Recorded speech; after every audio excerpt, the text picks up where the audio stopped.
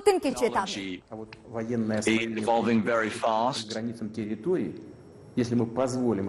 Now, if we allow any deployment of military systems near our borders, well, these systems will stay there for decades, and they will create an absolutely unacceptable threat.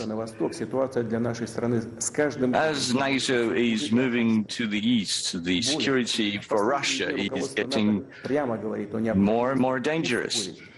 And NATO has been saying that they need to bring its infrastructure to Russia as fast as possible. So they've been toughening up their talk.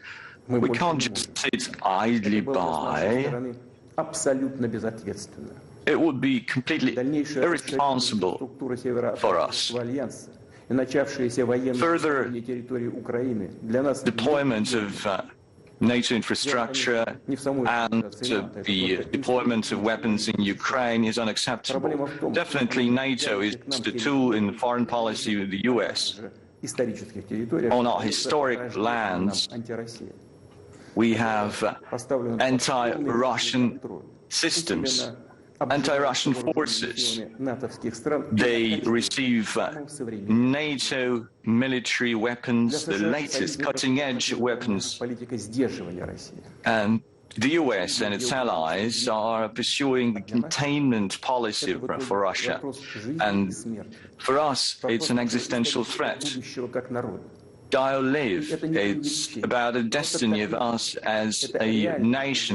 It's no exaggeration. It's a real threat to our interests and to our very existence, to our sovereignty, the existence of our state. That's the red line that I've mentioned earlier very often. They've crossed that line. In this regard, now on the Donbass, what we're seeing is that the forces that led a coup d'etat in 2014 have captured power, and they've been preserving it through some declarative procedures. They don't want to see any peaceful resolution in the Donbass. For 8 years, long 8 years, we've done everything to address the situation through peaceful political forces. It's all been in vain. As I said in my previous address, we cannot just sit idly by and watch the tragedy unfolding. We cannot just be patient. We had to stop that nightmare genocide against millions of people who pinned their hopes entirely on Russia, on us.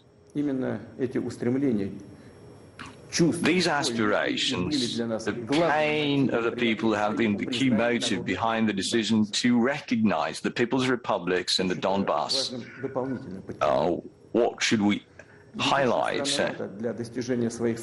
Leading NATO countries have supported extreme nationalists and neo-Nazi pursuing their goals. And those forces in Ukraine will never forgive Crimeans for their free choice, and they will push for Crimea, and just like they did in the Donbass, they will push for a war there.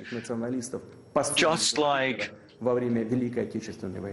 the Hitlerites' bands in Ukraine killed local people in World War II, and they also lay claims to some other Russian territories. The intelligence we receive is that a clash against these Nazi forces is inevitable. It's just a matter of time. They are biding their time. तो ये बड़ी खबर, Ukraine के खिलाफ Putin का जंग का ऐलान।